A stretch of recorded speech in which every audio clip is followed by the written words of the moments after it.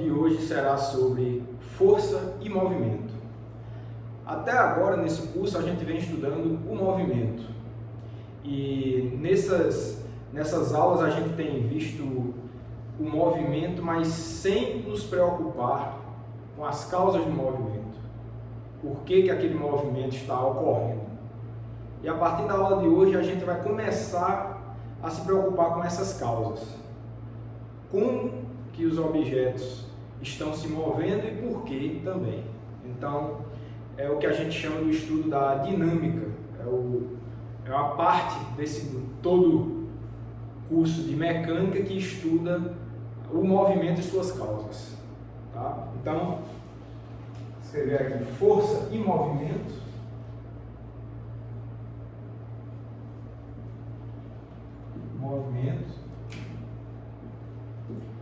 E para que a gente entenda como os objetos se movem, ou as causas desse movimento que esse objeto está executando, esse corpo, a gente precisa de um conjunto de regras, e essas regras foram estabelecidas pelo cientista britânico Isaac Newton no século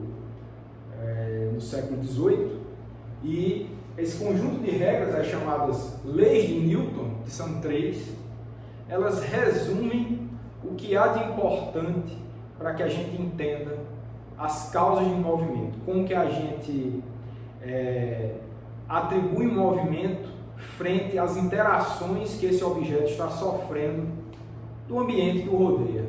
Basicamente é isso. Então, esse conjunto das leis de Newton, essas 3 leis, causaram um avanço enorme na ciência como um todo.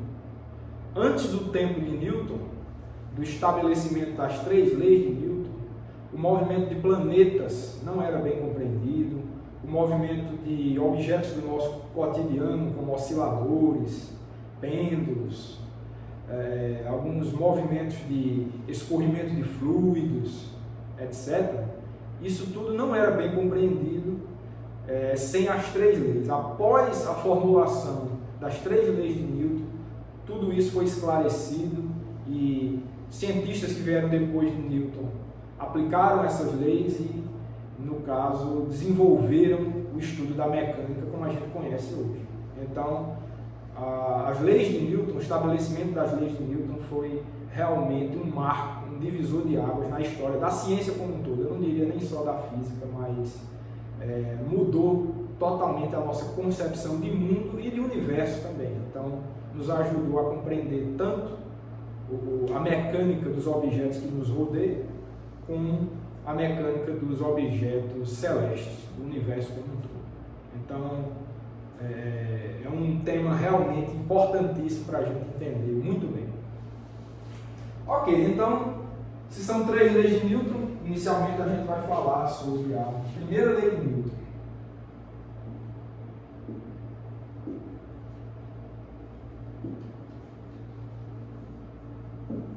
Lei de Newton, certo? A primeira lei de Newton, pessoal, ela estabelece o estado natural de um objeto. Qual o estado mecânico natural de um objeto? Essa lei ela diz que se esse objeto ele não sofrer interações externas, ele vai ficar parado, se já estava parado, e vai descrever um movimento retilíneo uniforme, ou seja, um movimento ao longo de uma reta com velocidade constante, se ele já estava assim. Então, se interações não ocorrerem sobre esse objeto, é assim que ele vai se comportar. Nada vai alterar esse estado natural do objeto, que é repouso ou movimento retilíneo uniforme, se interações não atuarem sobre ele. Certo? Então vamos escrever isso. Agora, um ponto importante que muitas vezes não se chama a atenção é que o estudo das leis de Newton como um todo, principalmente essa primeira lei ela estabelece também o que é o chamado referencial inercial. O que é um referencial inercial? É um sistema de referência, óbvio, mas é um sistema de referência, ele é especial. Ele é um sistema de referência que um objeto, quando considerado em relação a esse referencial inercial, esse referencial é tal que a primeira lei funciona. Ou seja, ele é um referencial em que, se você está estudando um objeto e você não interage com ele, ele vai ficar em repouso, se já estava em repouso anteriormente, num tempo anterior à sua análise, ou vai estar em movimento retilíneo uniforme, se assim já estava antes da análise. Então, esse referencial inercial, ele é uma definição para que a gente estabeleça um cenário de estudo das leis de Newton. Então, essa primeira lei não só vem descrever o estado natural do objeto, mas ela vem também para definir o que é um referencial inercial. Então, o referencial inercial é um referencial em que essa primeira lei funciona de fato. Você vai observar um objeto com essa característica que eu falei. Repouso ou movimento retilíneo uniforme se interações externas não atuarem sobre ele. Tá, e como é que eu vou conhecer um referencial inercial quando eu me deparar com um? Essa é uma pergunta importante. Né? É uma definição, definir as coisas é fácil, mas física é uma ciência experimental. A gente precisa, no laboratório, no nosso dia a dia, enxergar quando que ela acontece. Bom, então, para que você reconheça um referencial inercial quando se deparar com um, você precisa medir. Você precisa medir. Então, se eu estou dizendo que um referencial inercial é um referencial em que a primeira lei de Newton é válida, então você precisa escolher o objeto que você está estudando, poderia ser esse lápis, por exemplo, e ver se a primeira lei de Newton funciona. Então, você, por exemplo, você repousa esse objeto está aqui sobre a minha mão, tá? Eu sei que interações estão havendo. Nesse caso específico, você vai ter a atração gravitacional, que a gente já conversou sobre ela, a Terra está atraindo esse lápis em direção ao centro dela, mas minha mão também está sustentando esse objeto. Então, essas duas forças, a gente vai ver isso com mais detalhes quando estudar a segunda lei. Agora, essa minha força de sustentação do lápis e a força de atração da Terra, elas estão se cancelando de tal forma que esse lápis pode ser considerado parado aqui na minha mão. E o referencial inercial, você pode entender que é essa sala que eu estou dando essa aula aqui para vocês. Então, esse referencial, quer dizer, não estou dizendo que é inercial ainda, o referencial é esse. Agora, esse lápis está parado aqui e, se desconsiderando essas duas forças de atração gravitacional e de sustentação, esse lápis ele está parado e vai continuar parado se nenhuma outra interação atuar sobre ele. Uma interação é eu pegar esse lápis. Essa é uma outra força exercida por mim que mudou o estado natural. Mas o estado natural é esse, é ele parado, se já estava parado, ou em movimento retilíneo uniforme, se assim ele já estava. Então, desconsidere essa força de sustentação e a força gravitacional. Então, se esse lápis tinha alguma velocidade, o estado natural dele executar um movimento retilíneo uniforme. Então, posso considerar que essa minha sala é um referencial inercial? Posso, para fins desse experimento especificamente. Para o grau de refinamento desse experimento, que é só observar esse lápis sobre a minha mão, então daria para considerar a minha sala, ou a Terra como um todo, o planeta Terra como um todo, como referencial inercial. Agora, se eu vou para um tipo de experimento mais sofisticado que esse, geralmente um experimento envolvendo fluidos, ou com poucas dissipações, uma força de atrito muito baixa, aí a gente vai começar a perceber que a rotação da Terra ela vai ter alguma influência sobre o movimento dos objetos. Prova disso, por exemplo, quando a gente vê um líquido escoando, água escoando pela pia, vocês já devem ter percebido que esse fluido ele adquire um movimento circular antes de descer aí pela pia, né? De ser absorvido aí pela pia. Então, esse movimento circular é um efeito da rotação da Terra. Então, para aquele tipo de experimento, tá, deveria ser um movimento retilíneo uniforme. Tá? O fluido tem uma velocidade, ele deveria descer retinho até, tá, esse buraco aí da pia. Tá? E você vê que isso não acontece, ele tem um movimento circular. O movimento circular, obviamente, não é retilíneo. Né? Então, é sinal de que para esse tipo de experimento a Terra não é um referencial inercial. Então, o que vai te definir um referencial inercial depende muito do experimento que você está tratando. Então, para o caso da pia, o referencial inercial planeta Terra, o referencial planeta Terra não pode ser considerado como um referencial inercial, porque tinha só atração gravitacional, mas a atração gravitacional sozinha não seria capaz de causar essa circulação do fluido antes de escoar, certo? Então, a depender do experimento, o planeta Terra pode ou não ser considerado como referencial inercial, tá certo? Mas, de novo, essa discussão é importante que eu estou fazendo com vocês, pessoal, porque raramente se faz em alguns cursos, então a definição de referencial é muito sutil, e o que eu quero deixar claro para vocês é que depende muito do refinamento, do grau de refinamento do seu experimento, tá? A depender do refinamento, você pode ou não considerar o seu referencial como inercial ou não. Então, nesse caso aqui do lápis repousando sobre a minha mão, então a gente pode sim considerar o planeta Terra como referencial inercial, e em todos esses problemas que a gente vai ver aqui, que a gente vai discutir aqui, nessa aula e nas outras seguintes, a gente pode sim considerar o planeta Terra como referencial inercial. Então, eu vou realmente interromper essa discussão sobre referencial inercial aqui, mas eu só queria chamar a atenção que esse é um ponto muito relevante se você quer estudar com detalhes as leis de Newton, tá? Mas vamos escrever um pouco disso, tá? Então, existe um referencial dito inercial em que os objetos, os corpos,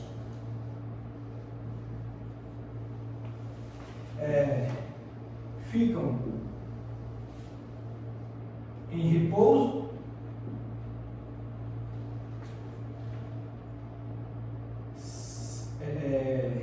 ou em movimento retilíneo uniforme, a menos que haja interações sobre ele.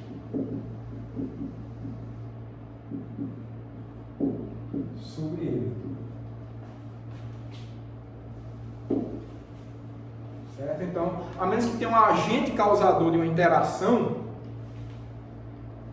se o objeto está sendo analisado do ponto de vista de um referencial inercial, ele vai ficar em repouso se já estava em repouso, ou em movimento retilíneo uniforme, se já estava em movimento retilíneo uniforme. Em outras palavras, o objeto ele não vai ser acelerado. Você não vai observar uma variação da velocidade, ou mais especificamente do vetor velocidade desse objeto. Certo? Então, o estado natural de um objeto é não ter o seu vetor velocidade alterado. Basicamente é isso. Isso, de novo, sob o ponto de vista de um referencial inercial. Então, essa é a primeira lei de Newton. Então, espero que tenha ficado claro o estabelecimento disso. Ok, então, dito isso, a gente tem que falar um pouco sobre o que são essas interações. Tá? Essas interações a gente normalmente chama de força, certo? E são necessariamente as entidades capazes de tirar do objeto ou de modificar o estado natural dos objetos, que é definido pela primeira lei. De novo, o estado natural é repouso ou movimento retilíneo uniforme. As interações capazes de tirar o objeto ou o corpo dessa situação de estado natural são chamadas forças, que atuam sobre o objeto. Então, força. Chamamos de força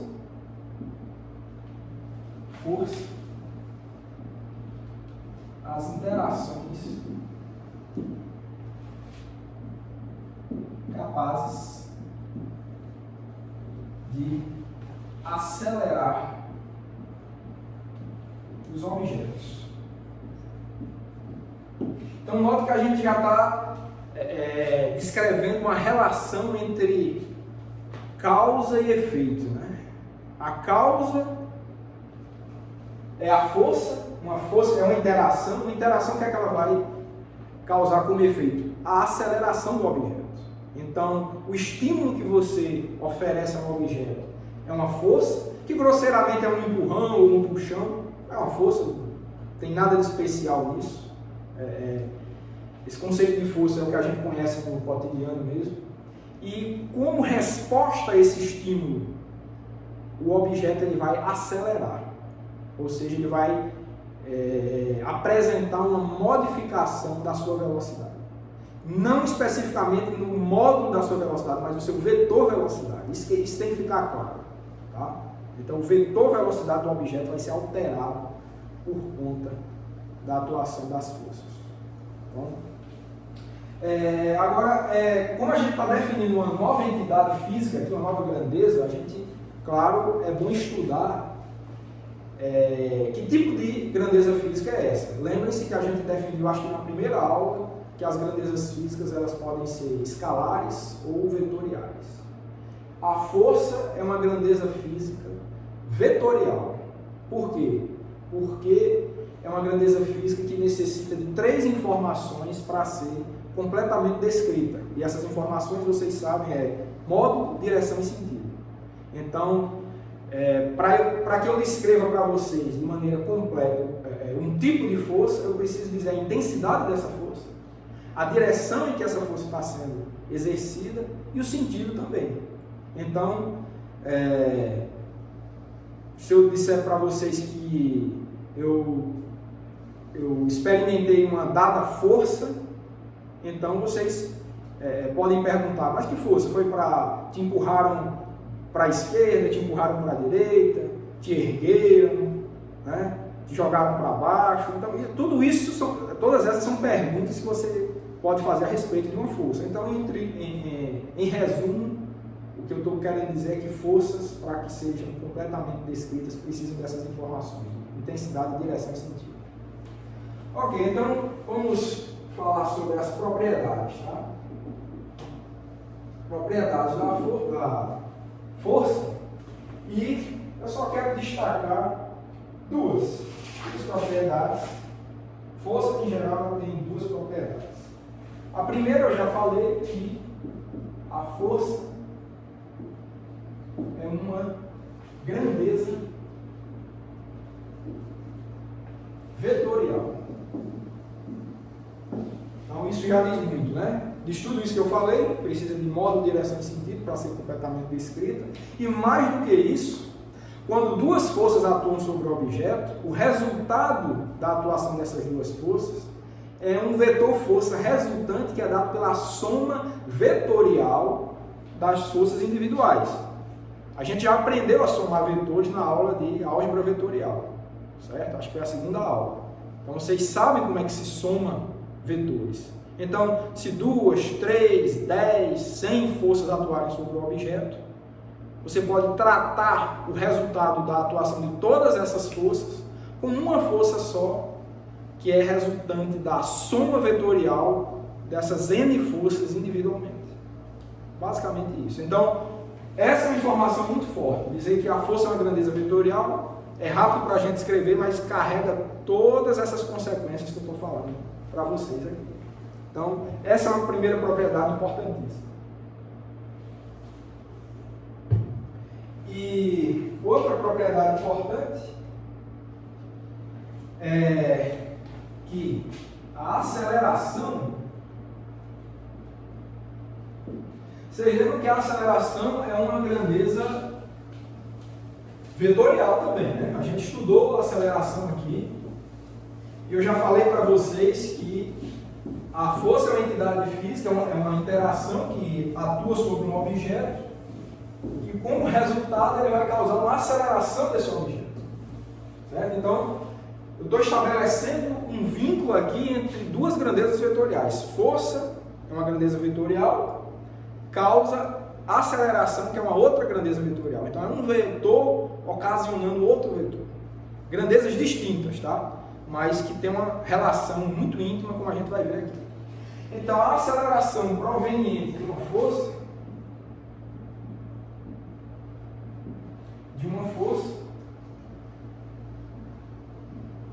possui mesma direção e sentido desta força, né? Desta última, que é a força. Então, se eu tenho esse lápis aqui, de novo, desconsidere as duas forças que estão inevitavelmente ocorrendo aqui, né? Principalmente a gravitacional, essa é inevitável, e desconsidere essa força de sustentação. Vamos considerar essa força do meu dedo aqui. Ó. Eu vou exercer uma força nessa direção aqui, horizontal, e nesse sentido aqui, tá? Da minha esquerda para a minha direita. Então, estou atuando aqui, o objeto estava parado, certo? Estava parado aqui. Então, quando eu atuo uma força, ele vai acelerar, ele vai adquirir uma velocidade. Estava parado, velocidade zero, ele vai adquirir uma velocidade não nula naquele sentido. Ou seja, ele acelerou na mesma direção e no mesmo sentido da força. Então, é basicamente isso. A aceleração proveniente de uma força tem a mesma direção e o mesmo sentido dessa força, dessa última, dessa força causadora. Certo? Então, só eram essas duas propriedades que eu queria destacar aqui para vocês a respeito da força. Agora, claro, tem vários tipos de força. Isso aqui é o geral, tá? Qualquer força, você imaginar, ela tem essa característica aqui. Ela satisfaz essas duas propriedades. Mas você pode dizer, mas força gravitacional é diferente, por exemplo, de força de atrito, se você já estudou, etc. Tem algumas diferenças, claro. Aí a gente vai estudar tipos de forças especiais daqui a pouco e ver quais diferenças existem entre elas. Mas, no geral, qualquer força que você imaginar deve satisfazer essas duas propriedades. Então, é isso. Ok. Então, tendo definido o conceito de força, o que a gente vai ver agora é a segunda lei de Newton. Segunda lei de Newton. A gente precisava desse conceito de força para isso. Então, Newton observou experimentalmente que quando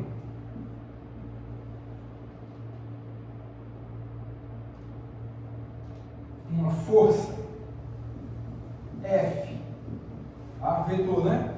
Força F atua sobre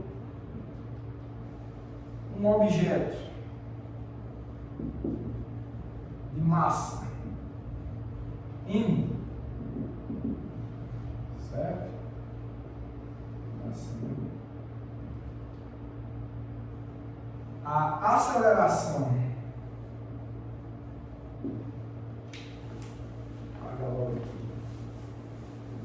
a gente sabe que vai causar uma aceleração, né?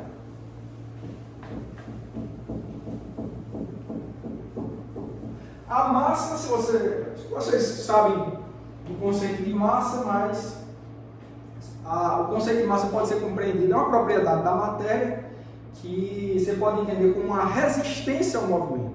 Pela equação que eu vou escrever já aqui, vai ficar claro isso, é uma resistência ao movimento. O movimento ele é causado por uma força, o efeito dessa força é acelerar esse objeto, então essa massa ela vem, é uma grandeza física que ela tem o sentido de resistir a esse efeito, a esse efeito de acelerar. Você tem uma dada força, então a massa desse objeto ela é a resistência ao movimento.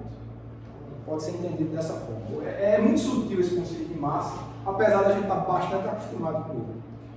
Então, a aceleração A satisfaz, tá? Então, Newton observou experimentalmente que quando uma força F atua sobre um objeto de massa m, a aceleração adquirida, né? É melhor escrever adquirida,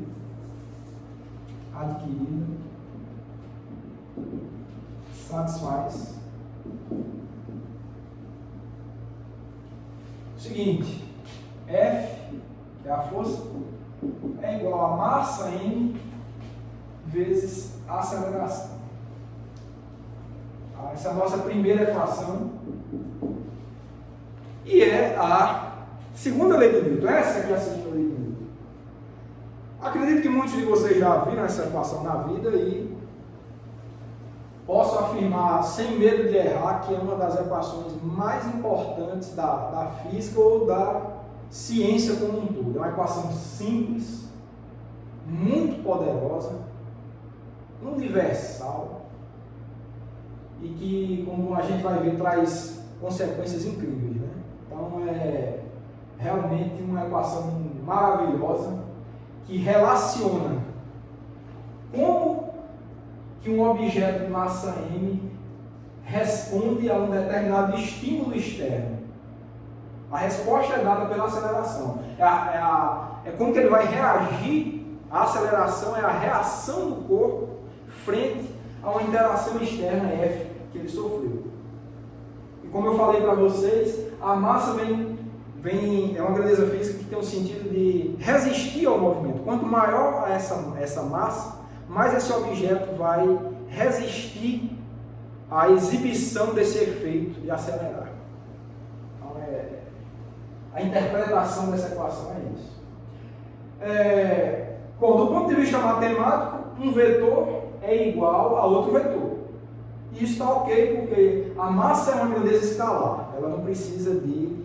vocês devem saber, a massa é descrita em termos de quilogramas, né? O número de quilogramas desse corpo descreve a massa dele. Então, ou gramas, a grandeza, a unidade que você quiser.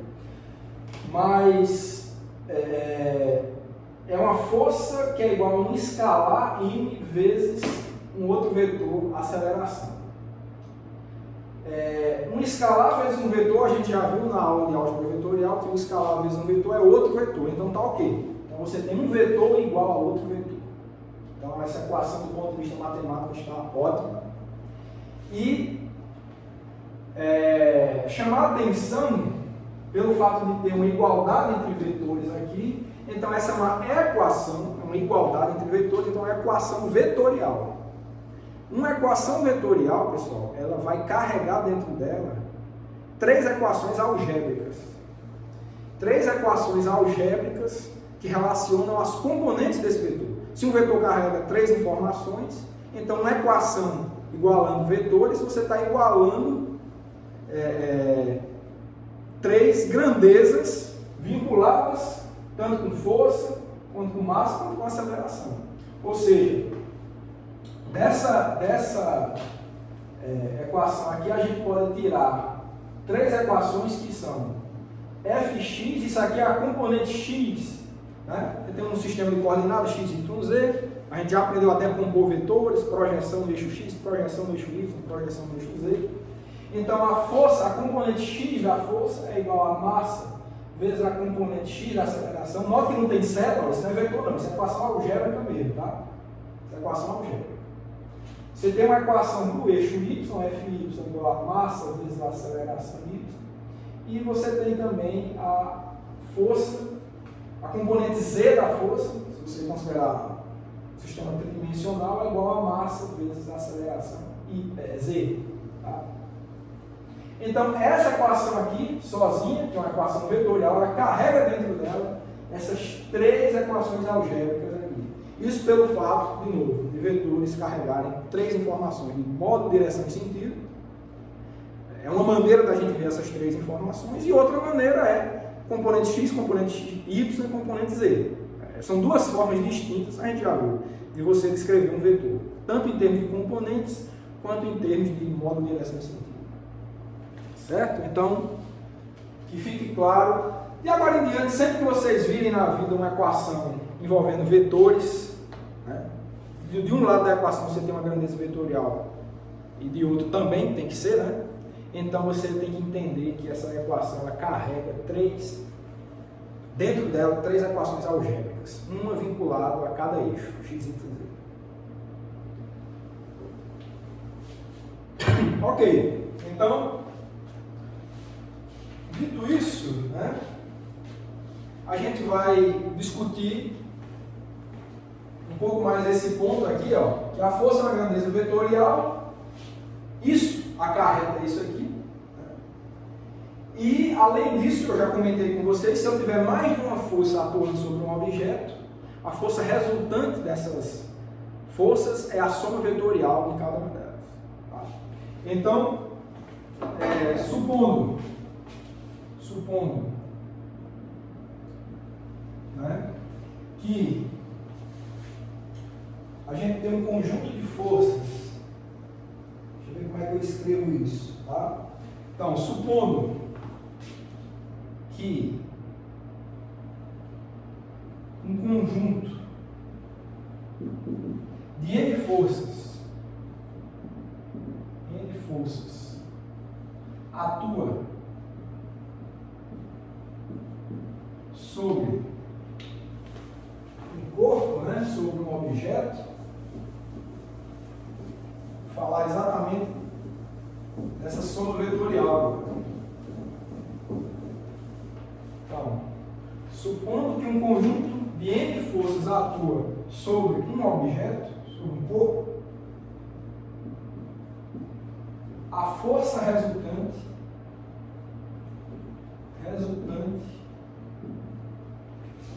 é dada por deixa eu escrever aqui. Essa força resultante, claro, é um vetor, né? Força resultante, eu estou dando esse índice RS de resultante, vai ser igual ao somatório de um índice I, que vai de 1 até N, se são N forças, das FI forças. Certo?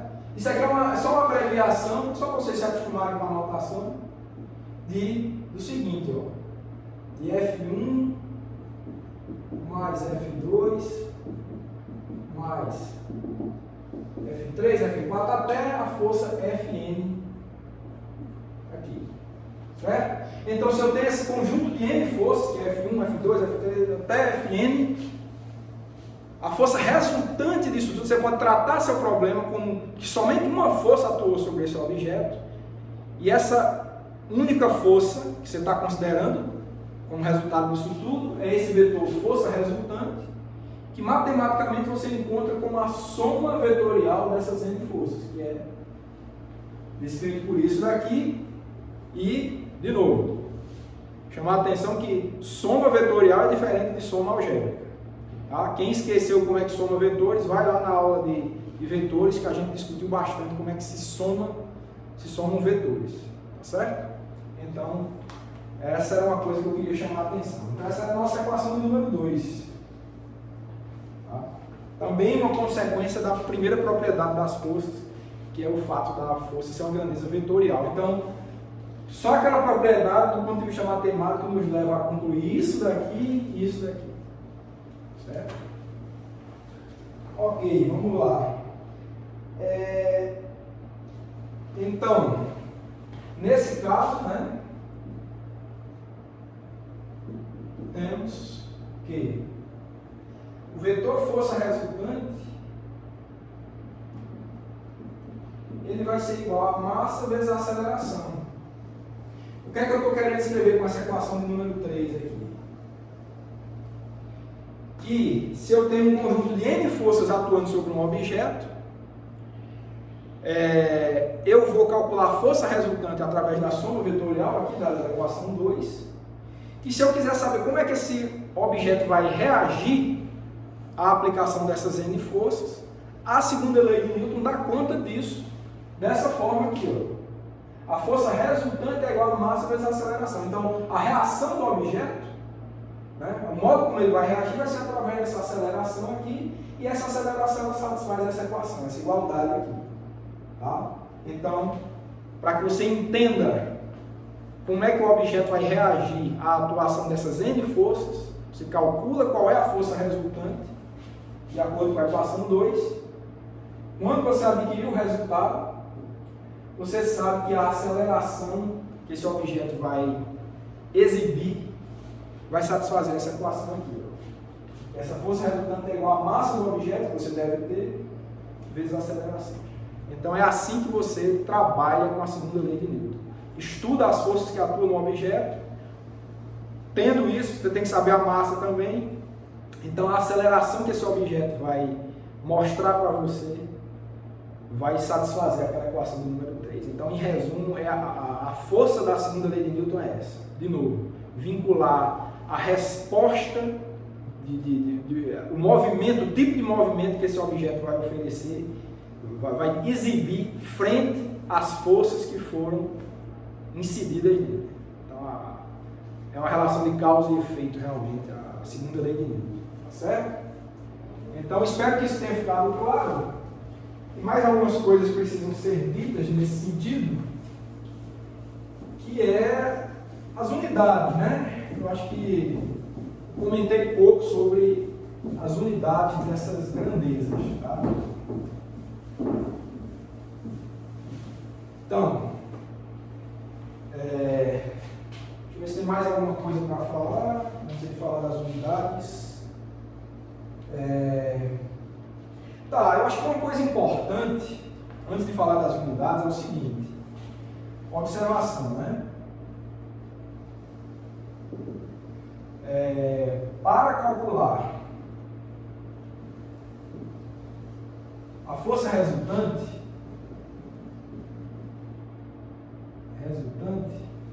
devemos levar em conta somente as forças que atuam diretamente sobre o objeto. Essa informação aqui vai ser muito útil para a gente resolver exercícios, tá? Ou seja, eu estou estudando a causa de um movimento e o movimento, né? A causa do movimento que é a força e o movimento que vem através da aceleração. Tá, então, para fazer um estudo desse, né, a causa do movimento que vem primeiro, você quer saber a causa, né? É essa força resultante e ela é resultado dessa soma dessas N forças. Aí essa observação aqui ela vem no sentido de especificar quem são essas N forças. Para que entre na conta do cálculo dessa força resultante, essas forças F1, F2, até Fn, essas são as forças que atuam diretamente sobre o objeto. Forças que atuam sobre outros objetos, mesmo que estejam próximos ao objeto que você está analisando, não entram no cálculo. Tá? Pode parecer até uma informação boba, mas leva a muitos erros, geralmente, de estudantes. Tá? Então, por exemplo, tá? Suponha uma superfície aqui. Então você tem um objeto que é um bloco A, e encostado a ele você tem um bloco menorzinho B. Aqui. Vamos supor que eu quero estudar o movimento de B, desse bloco B. E, claro, ó, tem algumas forças, vamos ignorar aqui força gravitacional e força de sustentação, tá? De novo. Eu quero estudar o movimento na horizontal aqui, nesse eixo, chamado eixo X, por exemplo.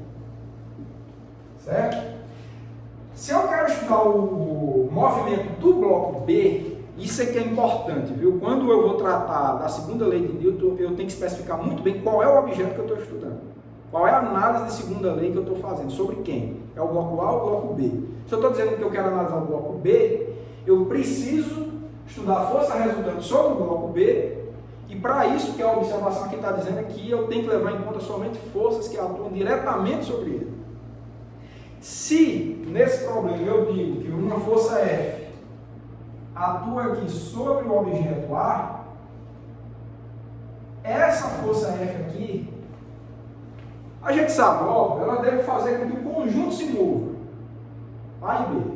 É possível que essa força faça com que A e B se movam, na horizontal.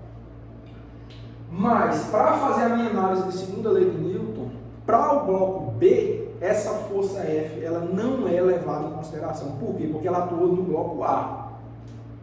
Tá, aí você pergunta, sim, mas a atuação de F causou um movimento em B. Tá, mas o que causou o movimento foi essa força de contato que A exerce em B aqui. Ó. A força F ela vai atuar em A, deverá causar um movimento sobre A, mas o contato entre A e B aqui é que vai causar o movimento de B. É assim que a gente faz a análise de segunda lei de Newton. Então, para que eu calcule a força resultante sobre o bloco B, essa força F aqui ela não entra no cálculo. O que deve entrar no cálculo é a força de contato aqui de superfícies entre o bloco A e o bloco B. Aqui. Essa força sim entra no cálculo, tá? Eu vou chamar ela aqui, ó, de força de A em B. Essa daqui entra no cálculo, porque é uma força que está incidida diretamente sobre o objeto. Tá? Essa daqui não. Agora, se eu fosse fazer uma análise do bloco A, aí sim, essa força F entra, tem uma força de contato de B com A também, no sentido contrário. Já já a gente vai ver tudo isso. Então, estou querendo chamar a atenção para que, quando forem fazer exercícios, prestem atenção que forças atuam diretamente sobre o objeto, para que você consiga calcular a força resultante sobre ele de maneira correta. É isso que eu queria chamar a atenção com essa observação.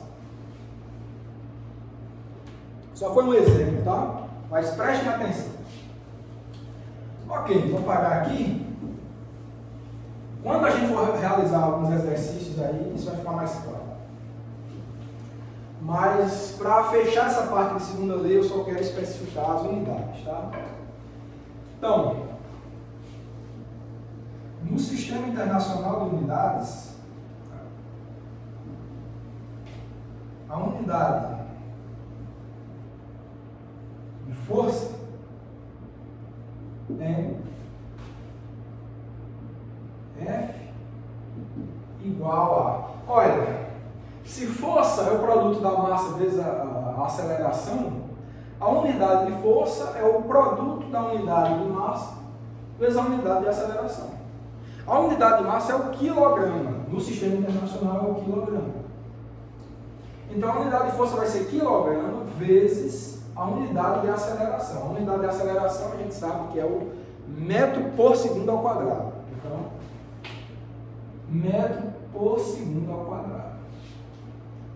Então, essa é a unidade de força. Você pode representar forças com essa unidade, mas, para a gente não escrever tanto, toda vez que força é uma grandeza corriqueira, né? Você fala muito sobre ela. Então, para condensar isso daí, essa unidade quilograma vezes metro por segundo ao quadrado foi condensada e chamada de N, de Newton. Então, no Sistema Internacional, a unidade de força é o Newton. No caso aqui, Newton com letra minúscula porque é a unidade, né? Não é o nome do cientista. Então, Newton. Para ficar mais compacto, você falar sobre a unidade, teve uma força de 10 newtons, de 5 newtons, 0,7 newtons. Tá? Então, é assim que a gente faz, e além de fazer uma homenagem mais do que justa ao Isaac Newton, que foi o herói que desenvolveu toda essa história aí e mais algumas coisas que a gente está vendo. Então, sempre que a gente for falar de forças, a unidade do Sistema Internacional é descrita em Newton. Então, para que você expresse uma grandeza em newtons, é necessário que a massa do objeto tenha sido expressa em quilogramas e a aceleração em metros por segundo ao quadrado. Ok, então, acredito que essa era a mensagem que eu queria passar de forma geral a respeito da segunda lei. E agora o que a gente vai ver é descrever alguns tipos especiais de força. Agora a gente vai especificar as peculiaridades que os diversos tipos de força, ou alguns deles, alguns diversos tipos de força que são estudados na mecânica, tá? O curso de mecânica, que é esse curso nosso. Então vamos tratar agora de Vou apagar aqui também. Tá? Vamos tratar agora das forças especiais envolvidas no curso de mecânica. Então, forças especiais.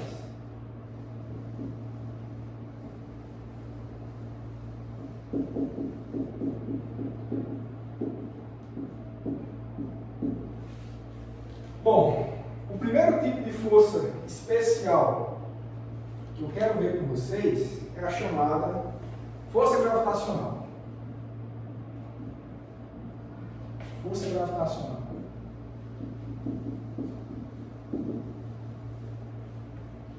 Certo? Bom, eu já comentei algumas vezes com vocês a respeito desse tipo de força, mas é o seguinte: para corpos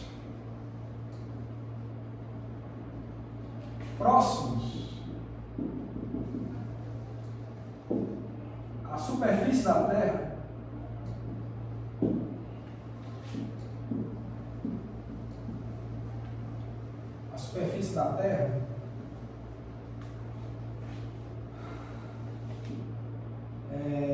temos que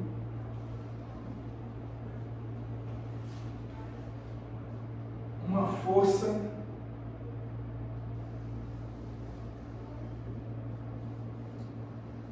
do tipo, uma força dirigida para o centro dela, temos uma força dirigida para o centro da mesma,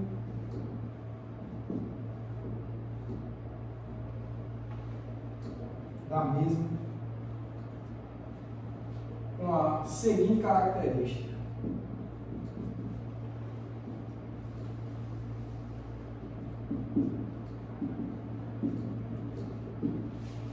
Para corpos próximos à superfície da Terra, temos uma força dirigida para o centro da mesma com a seguinte característica. Olha, então vamos imaginar a seguinte situação. Você tem aqui o planeta Terra, tá?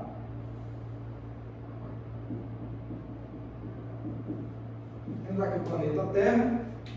Temos um objeto próximo à superfície da Terra, representado por essa bolinha aqui. E a característica dessa força gravitacional é o seguinte: ela é um vetor, obviamente, dirigido para o centro da Terra. Tá? Esse vetor vou chamar de FG. Certo? Eu vou dizer que vamos assumir que esse objeto tem massa M. E a característica desse vetor força é o seguinte: se eu escolho a direção vertical como sendo o eixo Y para cima, aqui, ó,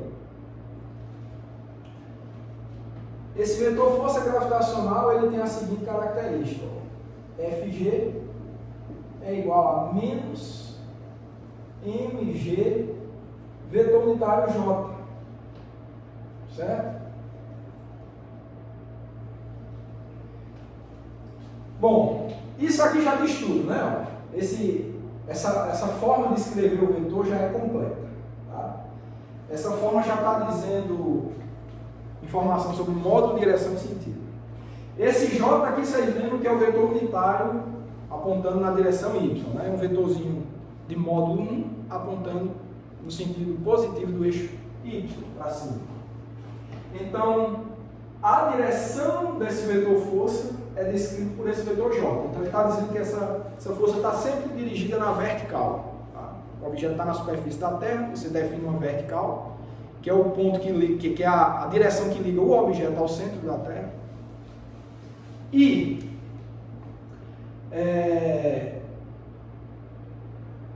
o módulo desse vetor é descrito como sendo o produto da massa por aquela grandeza G ali. Essa grandeza G ela é dada por 9,8 metros por segundo ao quadrado, um tipo de aceleração, é a aceleração gravitacional, certo? Então, a massa é uma grandeza sempre positiva, não tem massa negativa. Esse G é definido positivamente dessa forma aqui. Isso é medido, tá, pessoal? Isso daí ninguém está inventando. Isso aí você mede e vê que a característica da força tem sempre... a força gravitacional tem sempre essa característica aqui. Tá? É dado pelo o módulo, a intensidade dessa força gravitacional. Se o objeto estiver próximo à superfície da Terra, esse módulo vai ser o produto da massa desse objeto vezes essa aceleração gravitacional 9,8 metros por segundo ao quadrado. Isso aqui é aproximado, tá? Aproximadamente. E esse sinal de menos aqui vem descrever o sentido, né? Seria para cima se o sinal fosse de mais, mas como o sinal é negativo, então o sentido é dirigido para o centro da Terra. O eixo Y aponta para cima, então o sinal de menos é para baixo. Então, essa equação aqui ela já descreve de maneira completa como é a força gravitacional. Ela é dada em módulo como sendo produto de mg, m vezes g. J diz que a direção é a vertical e menos está dizendo que é para baixo, vertical para baixo. Então, todo objeto que tiver massa, óbvio, próximo à superfície da Terra, vai estar sendo submetido à força gravitacional dada por aquela equação aí. Certo? Então, essa equaçãozinha aqui, eu vou chamar de equação número 4, tá certo? É a nossa equação número 4, muito importante. E no curso de Física 2, que seria o curso subsequente, você vai observar que a força gravitacional ela ocorre entre objetos somente pelo fato desses objetos terem massa. Se dois objetos tiverem massa, eles vão interagir gravitacionalmente. Eles vão se atrair, sempre tem atração. Eles sempre vão se atrair. No caso aqui, a essa força gravitacional, a gente está olhando para um dos objetos somente, e a força gravitacional de atração da Terra sobre esse objeto. Certo? Essa força gravitacional ela depende também da distância entre os objetos. Mas quando eu digo que é para objetos próximos à superfície da Terra, a gente está eliminando essa questão de depender da distância. Se o objeto estiver próximo, quando eu digo próximo, variando aí numa escala de até uns 100 ou 100 metros ou 1 quilômetro de distância da superfície da Terra, você não vai verificar uma variação apreciável disso daqui. Se você for para distâncias muito maiores, alturas muito grandes, você vai verificar uma mudança em relação a isso daqui. Tá? Mas isso vocês vão ver no curso de Física 2. Então, a nível desse curso aqui, você vai estudar objetos próximos à superfície da Terra, certo? Então, você ignora o efeito da distância do objeto para o centro da Terra. Então, não vai depender desse fator, certo? A nível desse curso. Ok, então essa é a característica que eu queria falar para vocês da força gravitacional. O módulo da força gravitacional de Fg é chamado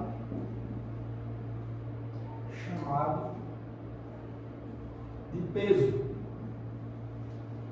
Ou seja, o peso P é igual ao produto de mg, que é o módulo desse vetor, tá certo? M vezes G. E G é dado por isso daqui, tá?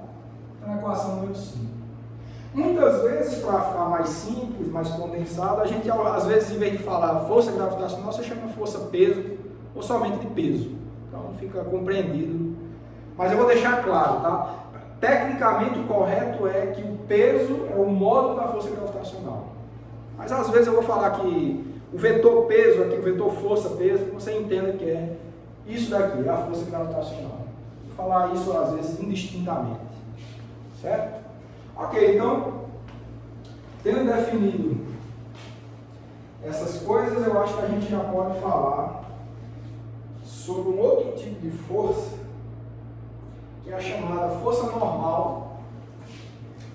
Já até comentei sobre ela aqui, talvez não com esse nome, mas essa força normal é justamente a força de sustentação que as superfícies exercem sobre os corpos devido ao contato. Certo?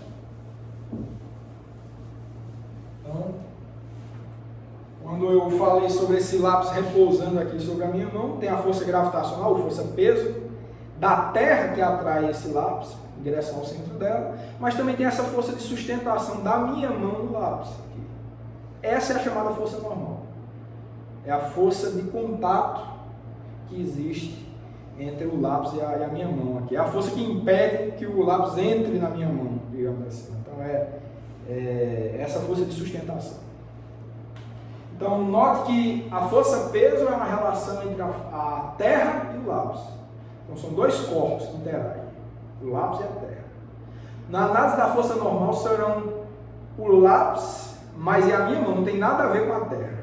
Essa força normal não tem nada a ver com a Terra. É a força de contato entre essa superfície da minha mão com o lápis.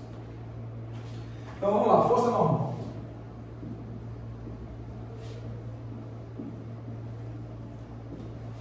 Força normal. Quando um corpo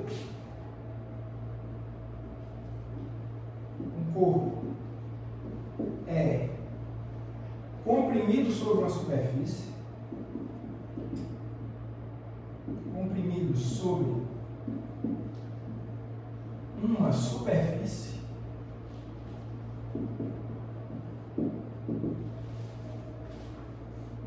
ela o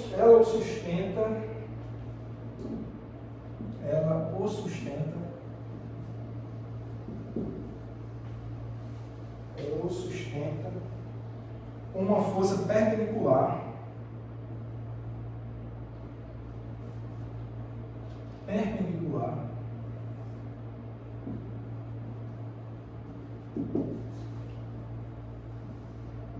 a mesma, ou seja, perpendicular à superfície,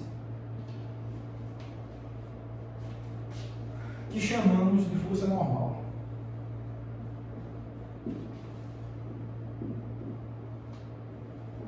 Força normal, que é um vetor, claro, vetor N. Então esse vetor N aí, sempre que vocês virem, vai ser a força normal. Vocês identificam como sendo a força normal de sustentação da superfície sobre o objeto. Então isso ocorre quando o objeto for comprimido sobre a superfície, tá?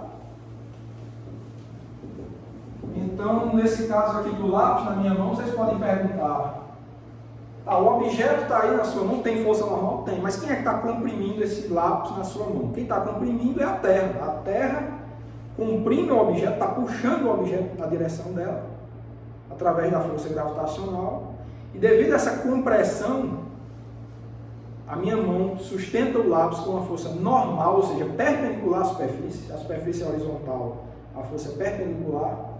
Tá? E normal quer dizer justamente isso. Força normal quer dizer força perpendicular. Normal quer dizer perpendicular. Então, só desenhar alguns casos aqui. Ó, se você tiver uma superfície horizontal, você tem um objeto, um bloquinho aqui,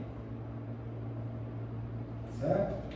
Então você vai ter uma força de atração gravitacional, uma força gravitacional. Eu vou colocar logo força-peso aqui, tá? Eu gosto de chamar assim, força-peso, P.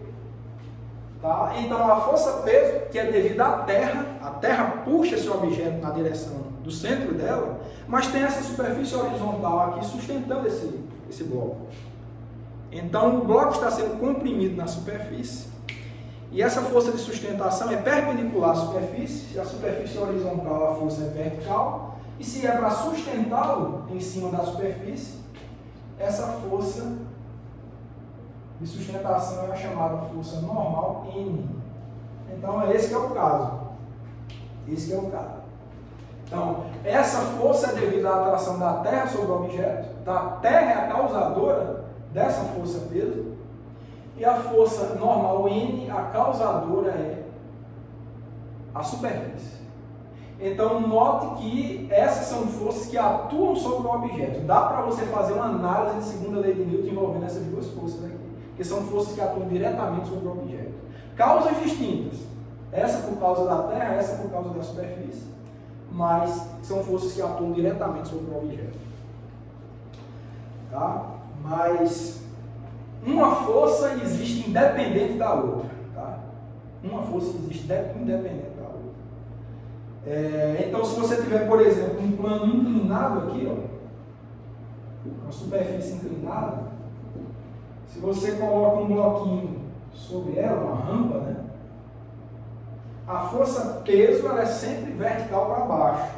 Então, a força peso está dirigida aqui, ó, P. E a normal ela é sempre perpendicular à superfície. Tá? Então, se a superfície é inclinada, a força normal vai ser perpendicular aqui. Então, esse é outro efeito, tá certo? A superfície poderia ser um teto também, tá? Você tem essa situação A, você tem essa situação B, você pode ter uma situação C, você tem um teto. E você está comprimindo um objeto sobre um teto. Aqui, né? Pode ser até assim, ó. Tem aqui o teto, né? Minha mão aqui agora é a superfície. Eu vou comprimir o objeto nesse teto aqui. Essa superfície horizontal está em cima, está sobre o objeto. Então você tem vou representar com um bloco de novo, que é mais fácil de ver. Tá? Então, ó, você tem, claro, nessa situação você tem a força gravitacional, a força peso, né? Então a força peso ela existe, tá? A força peso ela existe. Então, aqui o objeto sendo comprimido, tem o peso dele, tem a força que eu estou exercendo, uma força externa F. Essa é para cima, eu vou representar aqui, ó, uma força F para cima. Qual é a normal das duas? Nenhuma, ainda falta, né? Ó, a normal é a força de sustentação da superfície sobre o objeto, impede que o objeto entre na superfície. Então ela é dirigida para baixo, é normal, mas sempre saindo da superfície, o sentido é saindo da superfície. Então você tem uma força aqui, ó, M. Então, nessa situação aqui, ó, normal e peso aponta para baixo e a minha força aqui com o dedo é para cima, é a única que é para cima. Que é essa situação aqui. Tá? Então, notem as diferenças nos casos aqui. Então, N não tem relação direta com P, não. Tá? Força normal e força peso são forças de origem distintas. Uma existe independente da outra.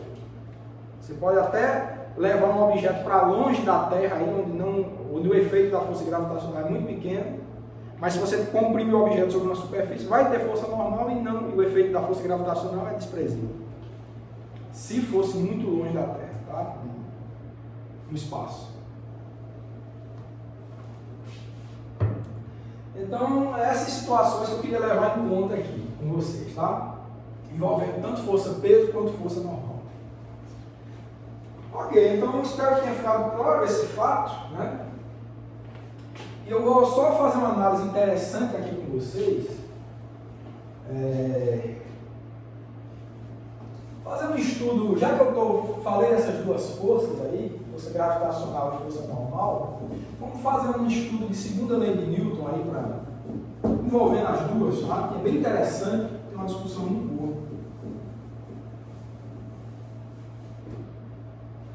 Que é o seguinte, exemplo, né? Dá um exemplo aqui. Eu vou pegar aqui a Terra de novo. Um estudo interessante aqui. Terra.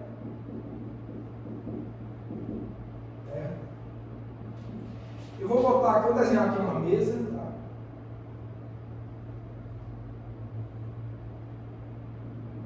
É uma mesa. E eu vou botar um objeto em cima dessa mesa. Tá? Eu quero fazer um estudo da segunda lei de Newton sobre esse objeto aqui, esse bloco em cima da mesa. Certo? Pode ser até esses lápis que eu coloco aqui sobre esse amparo de madeira. Para essa situação, o que é que a gente tem? Eu vou definir de novo um eixo Y aqui, vertical para cima. Esse objeto, desenho maiorzinho aqui. Tá? Aqui não tão grande, né? Esse objeto em cima da mesa, com forças atuando sobre ele, força peso devido à Terra, vou botar aqui.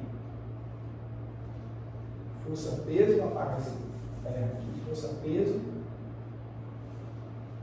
Certo?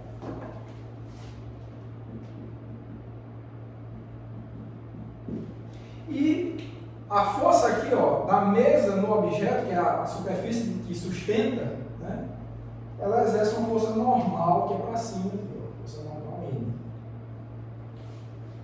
Certo? Então, para esse objeto aqui, ó, que é que nesses lados que repousam aqui, ó, tem duas forças atuando. A Terra, força gravitacional, força peso, né, e a sustentação, que é a força normal para cima. Então, essa é a situação.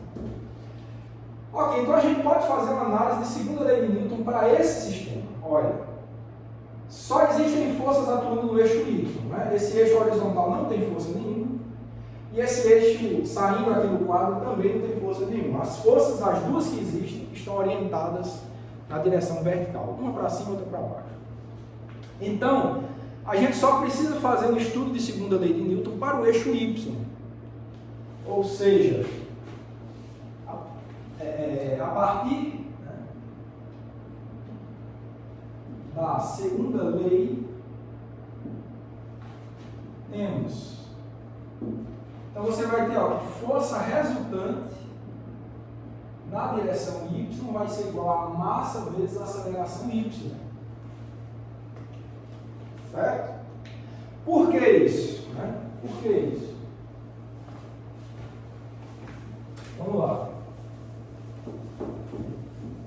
Só vou falar rapidamente aqui, né, só lembrando vocês do que a gente viu sobre a segunda lei, que é o seguinte: a segunda lei diz que quando você tem mais de uma força, né, você vai ter que força resultante é igual a massa vezes a aceleração, certo? E isso daqui, que é uma equação vetorial, carrega três equações algébricas, que é força resultante em x igual a massa vezes a aceleração em x, força resultante em y é igual a massa vezes a aceleração em y, e força resultante em z é igual a massa vezes a aceleração em z. Como, para esse caso específico aqui, tá, não tem forças na direção, componentes ou forças na direção x nem z, a gente só precisa se preocupar com essa equação do meio aqui, que foi essa que eu botei ali. Tá? Essa é a equação 5. Certo? Então, em resumo, a segunda lei de Newton é essa. A segunda lei de Newton é essa. Equação vetorial que carrega nela três equações algébricas. Nesse caso aqui mais completo, tá? Que está envolvendo todas as forças. Então, a força resultante. Certo? Bom, então nesse caso específico eu não preciso me preocupar nem com essa, nem com essa. Só com essa do meio, foi justamente a equação 5 que eu coloquei ali. Aí você pode pensar, tá bom, agora então o que a gente precisa fazer é estudar quem é a força resultante em Y. Resultante de quê? Da normal e do peso, que são as forças que atuam. Bom,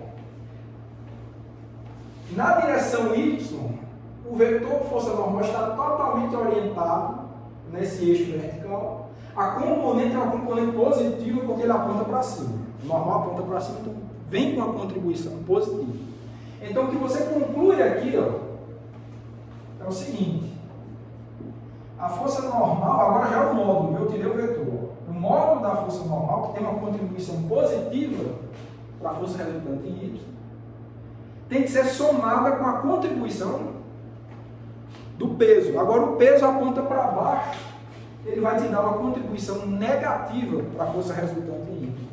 Então é normal menos peso.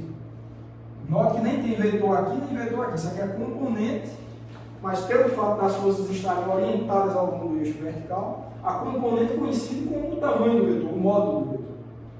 Certo? Então, por isso que eu estou botando N menos P. Isso aqui vai ser igual a massa vezes a aceleração em Y. Tá bom, agora vocês lembram que o módulo do peso, acho que foi a equação. Acho que foi a equação 5, essa aqui é a 6, né? Equação 5, essa aqui é a equação 6, eu acho. Na equação 5, que falava da equação do módulo do peso, vocês viram que peso é o produto da massa vezes a aceleração gravitacional G. Então, isso aqui vai ficar M, que é o módulo da força normal, menos mg é igual a MAY, que é a aceleração adquirida ao longo do eixo Y. Certo? Nesse caso aqui, a gente pode botar esse termo para o lado de lá, vai ficar que o módulo da força normal é igual a massa vezes G mais AY. Tá? Olha, essa equação 7 é uma equação exclusiva para um caso como esse aqui, viu? De um objeto repousando sobre uma superfície horizontal. Não é sempre que isso aqui é verdade, não, viu? Essa equação 7, ela representa o módulo da força normal para um objeto que repousa sobre uma superfície horizontal, em que além da força normal, existe somente a força peso atuando. Se tiver outra força, já entra aqui no cálculo da força resultante dessa outra força. Então, é uma equação com um caso muito específico, que seria esse aqui. Tá? Bom, nesse caso da mesa aqui, né, a gente supõe que essa mesa ela não acelera ao longo do eixo Y. Tá? É que nem... É como esse meu amparo aqui, né? Ele não está acelerando, não está subindo nem descendo. Então, essa aceleração aqui, ao longo do eixo Y, é zero. Então, se AY for igual a zero, temos que a força normal é igual a mg. Você anula esse termo aqui. Tá? Então, nesse caso específico, a força normal é igual ao produto da massa vezes a aceleração gravitacional. Tem um modo igual à força peso, por isso que se anula e o objeto não acelera. Tá? Então, no caso de um objeto que está em repouso sobre uma superfície horizontal, que não acelera na vertical, o módulo da força, e que somente força normal e força peso atuem sobre esse objeto, o módulo da força normal é igual ao módulo da força peso. É um caso muito específico. Apesar de corriqueiro, várias situações são assim, mas é um caso específico. Bom, agora a gente poderia pensar também, né? Normalmente não é o caso de uma mesa, mas você poderia pensar sobre o caso de uma superfície que acelera na direção Y. Por exemplo, um elevador. Quando você está no elevador, né? Imagine que isso aqui, esse bloco é você, né? Essa superfície ao invés de uma mesa é um elevador. Tá? Só vou desenhar rápido aqui, né? Tem um elevador, tem uma pessoa dentro dele, né? Tem um cabo, e esse elevador ele vai ter uma aceleração em Y. Tá? Tem a força gravitacional G, né? A aceleração gravitacional G, mas o elevador vai ter a aceleração própria dele, a Y. Nesse caso, nem G nunca é zero, né? Está próximo à superfície da Terra. E a Y também não é zero, porque o elevador ele acelera, ou para cima ou para baixo. Então, nesse caso, essa força de sustentação aqui, essa força normal, exercida no pé, né, no contato ali, né, no pé do passageiro aqui, tá? Vou botar aqui, força normal, N, ela tem módulo dado por isso aqui. Se a aceleração for para cima, olha, esse AY é positivo, a força normal ela vai ser maior, né, ó, se AY for maior que zero, AY for maior que zero, implica que a força normal ela é maior que mg, porque esse AY vai ser positivo. E se AY for menor do que zero, vai dar uma contribuição negativa aqui nesse parênteses, então você vai ter uma força normal menor que mg. Uma é maior que o peso e a outra é menor que o peso. E faz sentido, né? Quando a gente entra no elevador, quando ele sobe, quando o elevador sobe, ele está parado, na hora que ele acelera para subir, essa aceleração aí é positiva, a força normal é maior que o peso. Então você já tem a sua sensação de peso. Quando eu estou parado aqui, eu já sei a sensação da força normal que o chão exerce sobre os meus pés. Quando o elevador acelera, eu noto que eu estou com o meu peso, eu aparento estar mais pesado, né? Mas não é, a força normal que é maior do que de costume. quando a superfície está parada. Quando o elevador acelera para cima, eu sinto aquela pressão maior, dá a impressão que eu sou mais pesado, né? Mas é a força normal que é maior que a força peso. E no caso contrário, que eu estou descendo, eu entro no elevador e vou para um andar abaixo de onde eu estou inicialmente, eu entro no elevador, ele está parado, depois ele vai acelerar para baixo. Quando ele acelera para baixo, a aceleração é negativa, a força normal é menor que o meu peso. Eu já tenho a minha sensação de peso, quando ele desce, a força normal dá uma queda, certo? Então eu me sinto mais leve, mas o que está ocorrendo é que a compressão, né, essa força de sustentação do piso do elevador em mim, ela é menor do que o peso, então eu me sinto mais leve, tá? Então essa é a situação, né? E quando você está sobre uma balança, você vai medir o seu peso, você vai medir o seu peso, mas na realidade você está medindo a força normal, né? A força normal. Você está sobre uma superfície da balança, ela está te sustentando, ela está medindo a força de sustentação.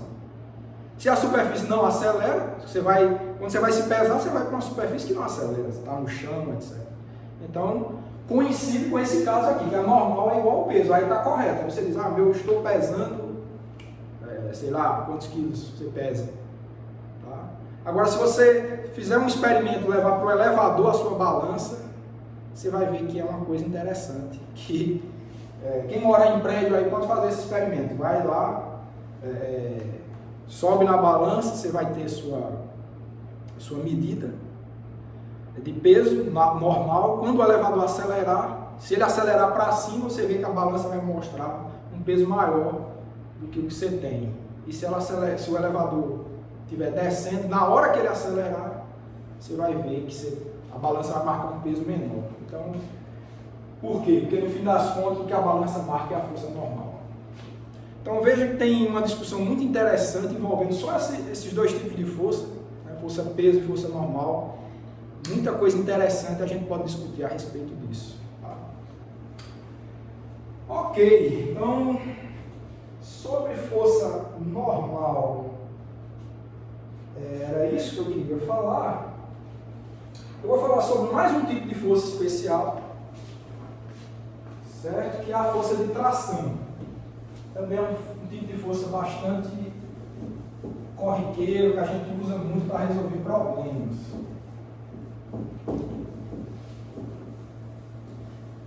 Então, força de tração.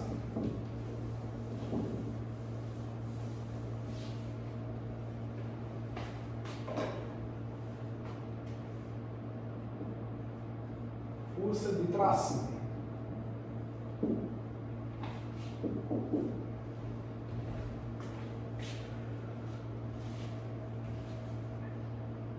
Bom, quando um fio ou corda preso em um corpo é esticado,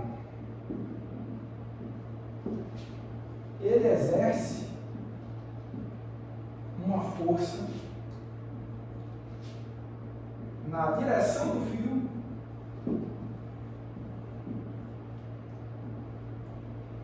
e saindo do corpo.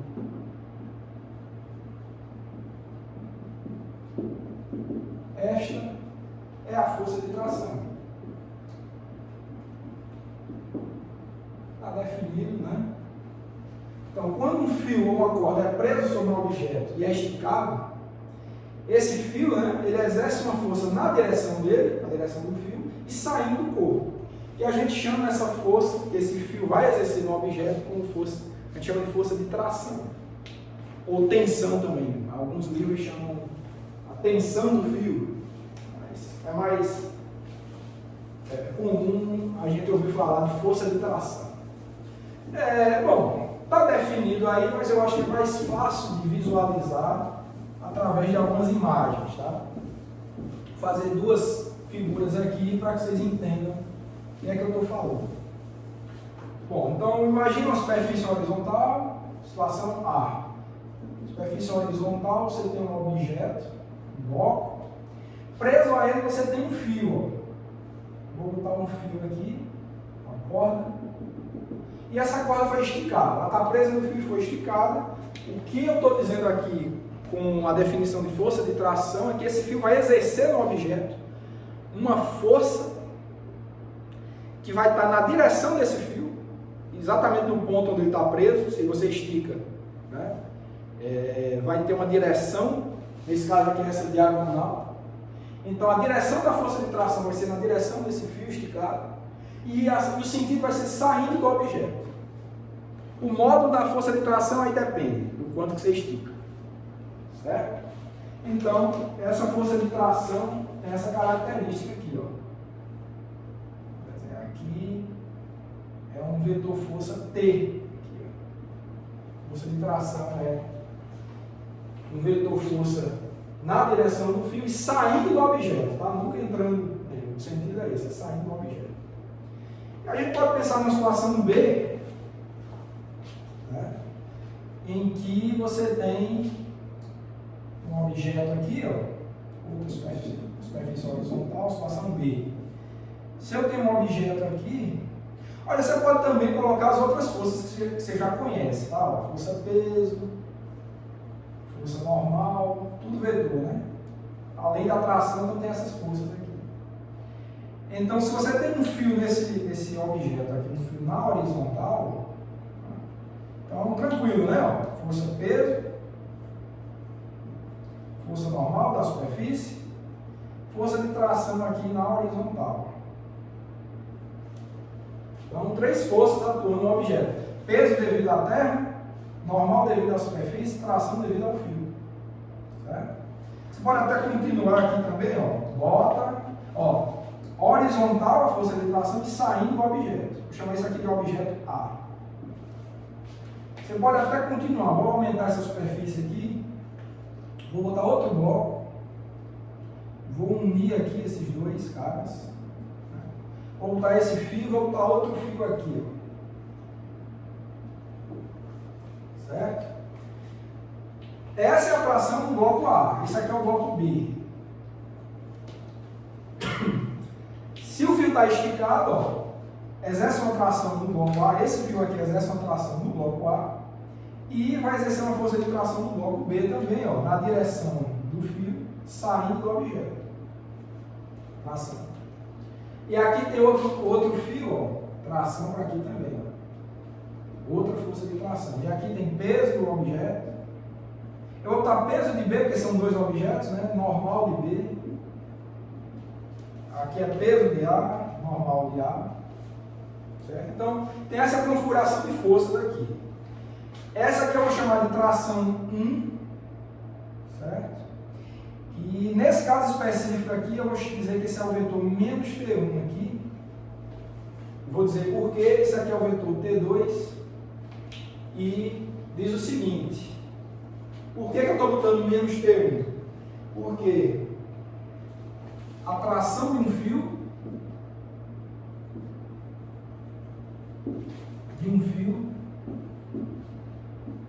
tem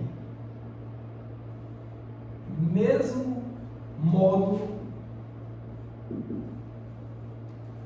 nas pontas dele.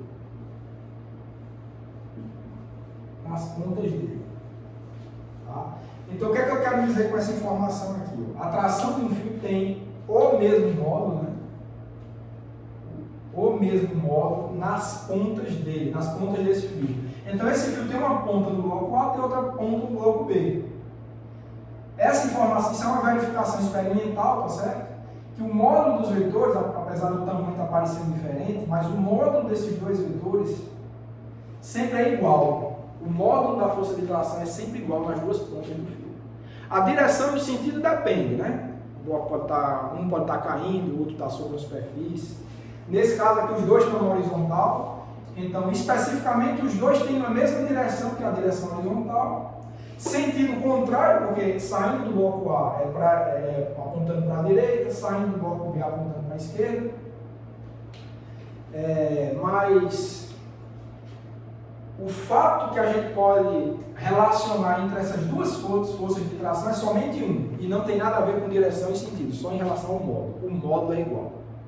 Se esse fio for inextensível também, tá? Se esse fio não esticar, não tiver deformações, for um fio rígido ali, nem esticar nem encolher, então o módulo da força de tração nas pontas do fio é igual. Por isso que especificamente nesse caso eu botei T1 e menos T1, tá? Mas acho que eu vou botar T2 aqui para não confundir, porque é uma situação muito específica, eu vou botar T1, T2 e T3, é melhor, tá? Em geral você não pode relacionar esses dois vetores, tá?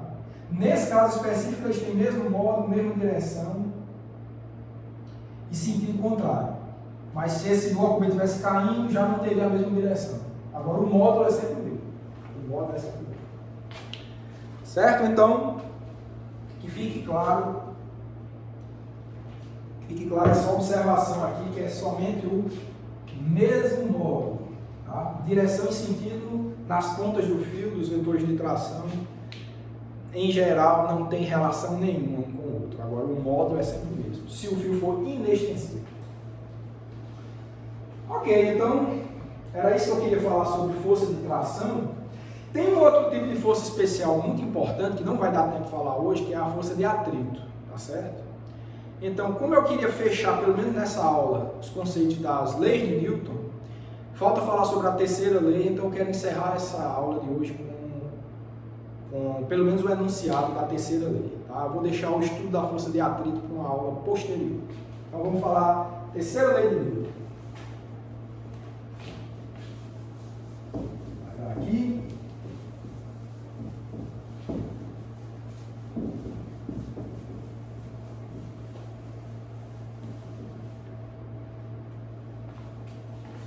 Então, terceira lei de Newton.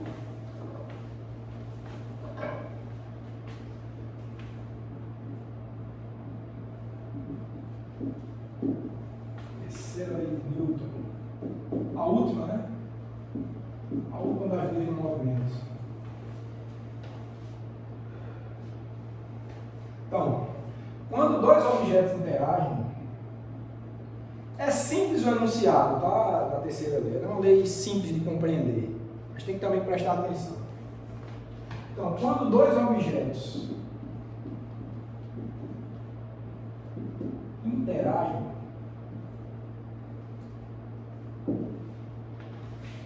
a força que um exerce sobre o outro,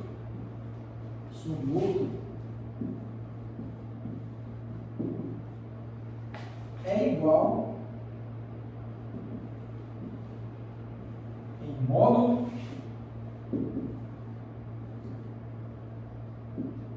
em direção mas tem sentido contrário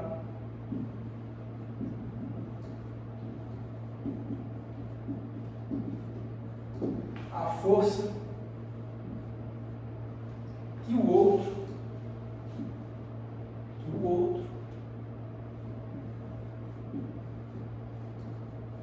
exerce no primeiro.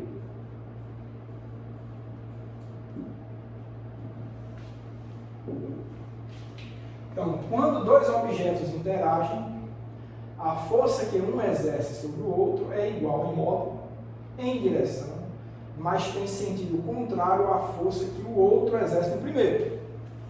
Esse enunciado, basicamente, muitas vezes as pessoas gostam de enunciar isso numa frase bastante curta, que é: toda ação corresponde a uma reação. Uma frase bastante curta, tem a ver com isso daqui, mas em geral falar só isso leva a alguns erros. Ou a diferentes interpretações. O mais correto é você enunciar dessa forma. Tá? Então, ó, como sempre, as figuras ajudam a entender. Vamos supor que você tem dois objetos. Um é o objeto A e esse aqui é o objeto B. Certo? Objeto A e objeto B. Vamos supor que eles interagem. Tá? Eu acho que já ficou claro que para que haja interação, para que haja a força de um objeto sobre o outro, não precisa haver contato. Né? O exemplo maior disso é a força gravitacional, né? Esse lápis aqui ele é atraído gravitacionalmente, ó, essa queda aqui é a Terra que causa nele, mas não tem contato nenhum entre o lápis e a Terra. O contato do lápis é comigo e quando ele está caindo, com ninguém, né? Então, não precisa haver contato. Pode ou não ter contato. Então, as forças de interação entre objetos podem ou não existir à custa de contato. Pode ou não. No caso da força gravitacional, não precisa. Bom, então vamos supor que tem esses dois objetos A e B que interagem através de uma força. Vamos supor que é uma força de atração, que nem a força gravitacional. E nessa interação você tem a força que B exerce em A. É uma força de atração, então é uma força que é dirigida de A para B. Então você tem a força de B em A. Então vou botar o índice BA aqui. Força de B sobre A. E existe também a força de A sobre B. Então eles estão interagindo. A exerce uma influência em B e B exerce uma influência em A. Esse aqui é o vetor força de B em A. É a influência de B sobre A. Então qual seria a influência de A sobre B? Dado que eu conheço a influência de B sobre a terceira lei de Newton me identifica qual vai ser a influência de A sobre B. O que ele está dizendo é que a força de A sobre B vai ser uma força igual em módulo, em direção, mas tem sentido contrário à do outro sobre o primeiro, que é essa daqui. Então, ó, se você quer saber a direção dessa força de A sobre B, você tem uma direção horizontal aqui, ó, certo? Então, ao longo dessa linha horizontal estará a força de A sobre B. O módulo do vetor é igual, então vai ter um vetor força de módulo igual aqui, atuando em B, mas tem sentido contrário ao de B sobre A. Então, só pode ser um vetor com essa configuração aqui, ó. Então, esse é o vetor força de A em B, certo? São vetores de mesmo módulo, do mesmo tamanho, mesma direção horizontal, e sentido contrário. Então, por caso de uma força de atração, que pode ser gravitacional, como eu falei, pode ser uma força eletrostática, entre duas partículas de cargas contrárias. Então, cargas de sinal contrário se atraem, né? Então, pode ser uma força eletrostática de sinal contrário. Isso aí já tem uma de física 3. Então, mas é sempre, viu? Sempre. A terceira lei de Newton é válida sempre, por isso que é uma lei, né? Então, a força de um sobre o outro é igual em módulo, em direção, em sentido contrário à do outro sobre o primeiro. Poderia ser uma força de repulsão? Poderia ser uma força de repulsão. Então, vou botar dois objetos aqui. Vou botar um objeto C, um objeto D, certo? Vamos supor que esses dois corpos eles se repelem, tá? Eles estão se repelindo. É uma força de repulsão, por exemplo, uma força eletrostática entre cargas do mesmo sinal, por exemplo. Então você tem uma força de D em C, que tem essa configuração. A força que C vai exercer em D tem o mesmo módulo, a mesma direção e o sentido é contrário, então tem que apontar para cá. Essa é a força de D em C. Desculpa, de C em D. Pronto. É isso. Mesmo módulo, que tem mesmo tamanho, mesma direção, também horizontal, e sentido contrário. Pronto, a terceira lei de Newton é basicamente isso, pessoal. E ela um ponto-chave, que às vezes as pessoas ignoram, é que ela tem que ser considerada somente entre dois objetos. Nunca envolva um terceiro ou um quarto objeto numa análise de terceira lei de Newton. É sempre entre dois objetos, duas entidades físicas. Tá? Vamos escrever isso. A terceira lei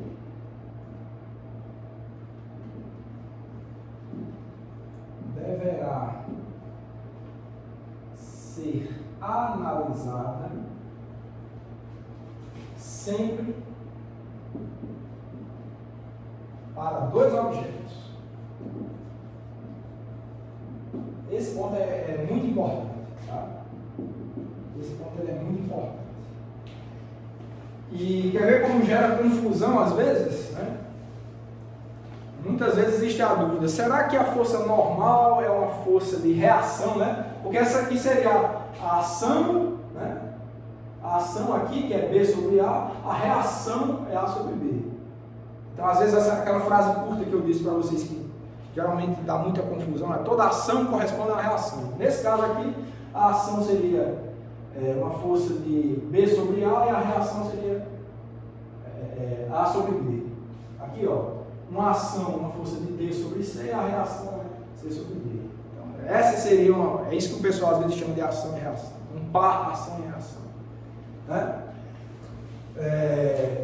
Então, muitas vezes as pessoas perguntam, será que a força normal e a força gravitacional formam um par ação e reação, um par da terceira lei de Newton? Né? Essa última frase ali, apesar de às vezes as pessoas não valorizarem tanto essa questão, mas ela responde essa pergunta, né? A terceira lei deverá sempre ser analisada entre dois objetos. Então, se você tem um exemplo em que um objeto repousa sobre uma superfície horizontal, né? Então, você tem a força-peso e você tem a força normal. Né? A gente já viu que nesse caso específico o módulo da força normal é igual à força-peso. Nesse caso específico aqui, um objeto repousando sobre uma superfície horizontal que não acelera e que não existem outras forças atuando, normal igual a peso.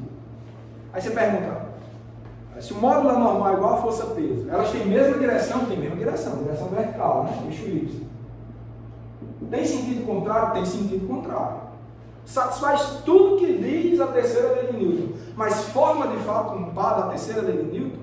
A resposta está dada aqui. Se você observa essa informação aqui com carinho, você vai ver que essas duas forças não formam um par da terceira lei de Newton, não é um par ação e reação. Por quê? Porque tem um terceiro objeto aí que está envolvido na questão. Quem é que exerce a força-peso? É a Terra sobre o objeto.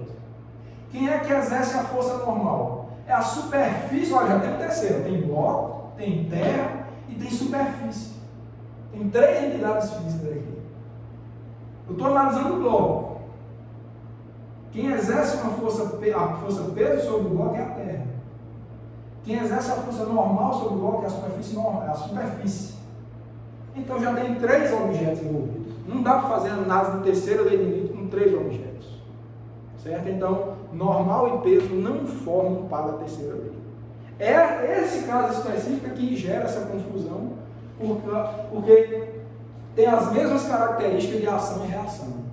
Mas a prova disso é que se você fizer isso daqui, ó, um planozinho inclinado que a gente já analisou, tem um bloco, força-peso é para baixo, normal já é diagonal aqui, ó. Não tem nada a ver, ela não tem a mesma direção. Se você for analisar isso aí também não tem mesmo módulo. A sentido esse não faz nem sentido falar em sentido do vetor. Então, normal e peso não formam um par sem reação. Certo? Você poderia falar de reação do peso, que é uma força que o bloco exerce na Terra. Então, não é bloco e terra, o peso é a força da Terra no bloco. Existe uma reação ao peso? Existe. A força que o bloco exerce na Terra. Ele também atrai a Terra na direção dele. Só que você não vai ver porque a Terra, claro, é muito mais massiva, muito mais pesada que o bloco. Certo? E essa normal, tem reação nessa normal? Essa normal aqui é a força da superfície do bloco. Existe uma força de reação de terceira lei em relação a essa normal? Tem. A força do bloco na superfície. Ele exerce também uma força. Então, par ação e reação é esse. Normal da superfície no bloco é par ação e reação com a força do bloco na superfície. A reação do peso, que é a força da Terra no bloco, é uma força de atração do bloco na Terra. Tá? Tem mesmo intensidade, mas é uma intensidade muito pequena para que você veja um efeito na Terra. Você não vai ver isso, você não vai perceber isso. Mas existe. Tá? sempre vai ter uma reação, né? Toda ação corresponde a uma reação do mesmo modo, mesma direção e sentido contrário. Nesse caso aqui, apesar de parecer e confundir, mas normal e peso não formam um par ação e reação. Bom, pessoal, essa era a mensagem que eu queria passar para vocês a partir das leis de Newton. Acho que foi uma discussão interessante, a gente puxou vários temas vinculados com isso. A gente vai continuar discutindo isso na próxima aula. Vamos ver a força de atrito, que é um tipo de força especial que requer um certo cuidado, uma cautela maior na análise. Então vou deixar para a próxima aula. Então eu vou aguardar vocês nesta próxima aula.